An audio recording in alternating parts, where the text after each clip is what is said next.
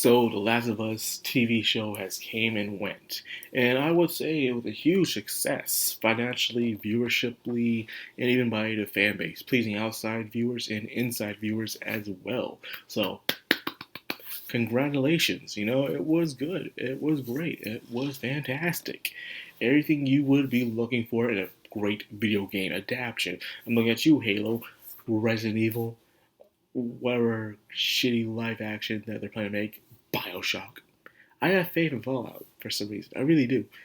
You hear that? Midnight Ranger. That's my Midnight Ranger for my custom made Fallout figure. My own Midnight Ranger. Anyways, it was great. It had 9 episodes. It was good for a short binge, something like you would watch on Netflix. It wasn't long and it dragged things out, but that's a bad thing in a way. And Pedro Pascal played the role of Joel very well, a grizzled little man who's just dead inside, living out these 20 years in hell, just doing whatever it takes to survive. At the point he gave a name to himself, as every time someone hears his name, they go running for the hills, because like, oh shit, it's Joel, run! They know what this guy can do and what he will do when he sees you. Episode 9 proves that, what he's willing to do. The two's a one-man army. Age got nothing to do with it. He will kill you. And of course, we got Abby, which was played by the girl who was one of the cool chicks, one of the cool little girls on the Game of Thrones show. The one little girl was one of the leaders in the Watch, and they all like Jon Snow. And she died, but still cool. She's a bit older now, and she's playing as Ellie. And a lot of people and myself were like, she don't look like Ellie. They could show someone better. But as time went on, I started to see her as Ellie as time went on, live action Ellie, and it worked out in the end. I ended up liking it. Okay, this is Joel and Ellie now. Them creating their bonds and liking each other. Good job, a father-daughter aspect that video games were doing a lot during the 2010s, and they're still kind of doing it now in TV shows. Mandalorian. Anyways, the episodes were great and well adapted towards the video game and the source material, respecting and honoring the source material. And that's, at the end of the day, that's all we gamers want. Respect the source material. It don't have to be word for word, page for page, but for the love of God, respect the characters, respect the world that was created, that we all grew up in. If you do that, we promise you, we will give you our undivided attention. We will throw our money at you. Merchandise, t-shirts, book bags, wallets, keychains, stickers, commercials. Anything we would support, all we ask in return is for you to respect this franchise that you held in your hands in Hollywood. That's all we want, but they don't seem to care about that. They're like, we'll do what we want, and they screw it up, and then they lose money. And they'll blame it on us, even though they're the ones who screwed it up. But whatever. Well, anyways, it was good. So good to the point that me and the fam were watching it every day on Monday night, just to watch. After we got dinner and dessert out the way, we would have our snacks and our drinks, and we would just watch it. We would watch this every night, and we all enjoyed it and stuff. And it came to an end. Now I gotta find something else for us to watch, because now our characters to keep doing it. So now they want me to find more stuff to watch. I'm like, fine.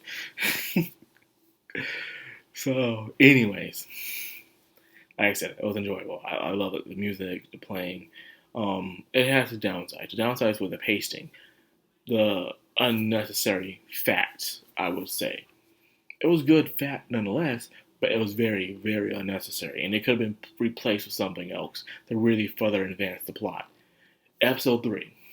If Episode 3 was literally its own movie or its own miniseries, I would still say it was great. It was the best LGBT representation within a series I've seen without it being forced down your throats. And it was just okay. They'll think, well, I'm gay or I'm bi or something like that, and anyone who opposes it looks like a total scumbag. But this way, no, it was different. This guy who was paranoid, he was a survivalist, a prepper, surviving, and he catches this dude, and he learns to love him, and he loves him in return, and they grow old together and commit double suicide. Ugh. But they make it look happy. What is this, Canada? Anyways, it was very well made. I did enjoy it. We all enjoyed it. But even as the outside spectator said, how does this further the plot? They liked it, but it felt like it was its own show. There was no point in it being in that series. Because in the actual show, Billy survived. He lived on. He was a paranoid old coot that helped you out. But we didn't get that. The twist turn doesn't matter, but he didn't deserve his own story in this. There was no point in it. I don't care how good it was. It was good, but it was unnecessary. Same thing with some other episodes, like the one of the DLC of Ellie and her friend slash lover crush. It was very unnecessary. Again, it didn't further advance the plot of the show at all. I guess it told her, but it showed a little bit of it, but there was no point in it. And even one part where they found Billy, Joel's brother, and his wife was saying how this place is a communism area, and that's not how communism works, lady. I'm sorry, it's not. I understand they're trying to say, woo, power of communism and stuff, and now all these refugees saying, what the fuck? Well, you guys not learn your lesson? We just run away from that shit. Why are you trying to bring it over here? I've seen some people who are watching the show who did run away from this place. I have coworkers who work with me at Walmart who ran away from that stuff. They're like, what the fuck? They're trying to run away from this shit, but it feels like these privileged people, for some reason, really want to push communism onto America. Anyways, that's not how communism works. That's literally how the first settlers that came to America, or any former settlers, do stuff when they go to make their own new pot of land, their own community. Everything she said is what they used in the past, and it's not communism. Jesus Christ, people. If you knew what it was, you would understand, but whatever, getting past that. Next flaw is the lack of clickers. There were no clickers. Well, no, I can't say that. There's clickers, but you can barely tell. You can barely tell this is post-apocalyptic because the amount of peaceful communities you lived in. You lived in a community that was starving, but there were no clickers. So if they're cannibalisms, there are no clickers, they could just be having a bad harvest for years and they decide to eat meat by any trespasser that comes by. You have that commune that Billy was living in. No clickers. No point in that, You went to Billy's area. No clickers. Barely any clickers unless you were on that quest where you whiffed that boy. And a flashback doesn't count. I'm sorry, it doesn't count. So there's that as well. Barely to little to no clickers at all in this show. And it was kind of disappointing, Yes, the last was more than just about the clickers, but it didn't have that sense of tension or danger that it needed to feel like you have a reason of surviving like this. Why is humanity being so evil and bad? It's because of the clickers pushed them to the brink of desperation. That didn't happen. It didn't happen. And stuff. You're seeing two old couples out here, just out in the middle of nowhere. But like they've always lived there. Okay, that's possible. That's realistic. But everything else is like, really? Even in the last episode, no clickers. The last episode, everyone like, some people who were watching the show with me looked at me like, this is a post-apocalyptic show, right? And I'm like, looking at them like it's on the floor because there's not enough room. I'm like, I guess. I don't know. They had the money to do this. And people saying, well, The Walking Dead, no, shut up. Even without the clickers, even without the walkers on The Walking Dead, they still show them struggling and surviving, trying to find some way to survive. Things weren't just hunky-dory, like looking desperation for food and wearing bad clothes and smelling really bad and stuff. And their enemy walked. Despite being zombies, they still walk. The people in The Walking Dead, people in The Last of Us, their zombies were fast and dangerous, and they can mutate. Okay, does the zombies in The Walking Dead just start to advance a little bit towards the end of the series? So how the ones with the worst zombies are being better at surviving than the ones with slow ass zombies aren't? Because you barely see them. It's almost as if the clickers just want them to stay out of the fucking cities and that's it. Like you go back to the forest and we keep the cities. No one's allowed the cities. That's all it is, man. But it was just not good.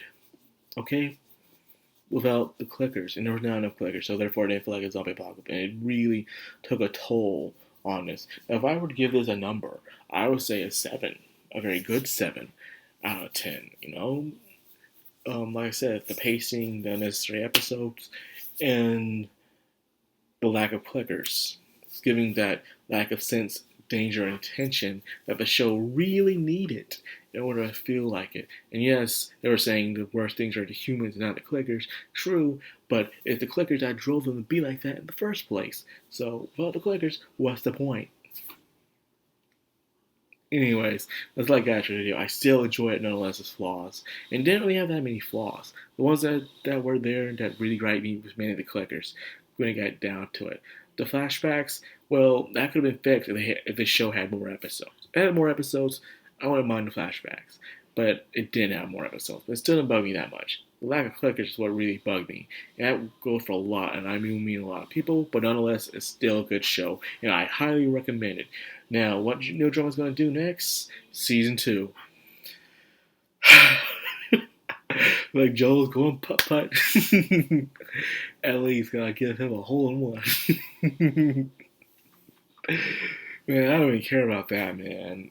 I wish Neil Druckmann would go to Hollywood and make his movies and TV shows so someone can take over. Because at the end of the day, I just want this guy. I just want this guy back. I just want my boys back in town.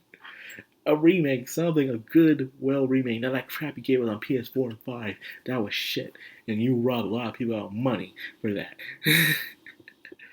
I just want Jak and Daxter back. And whether the movie's going to be live action or CGI or TV show, whatever, I would probably watch it because Jak and Daxter. If I need a game, please. Spyro got remade. Crash got remade of a new game. Man, what the hell? Ratchet and Clank are still in the game. Man, what the fuck? This is some bull. I'm laughing, but I'm in serious pain on the inside. So anyway, that's all I got for the video. I hope you guys enjoyed it. If you did, like, comment, subscribe, and of course, hit that bell icon. This has been Madcrownxox on Anime. Signing out.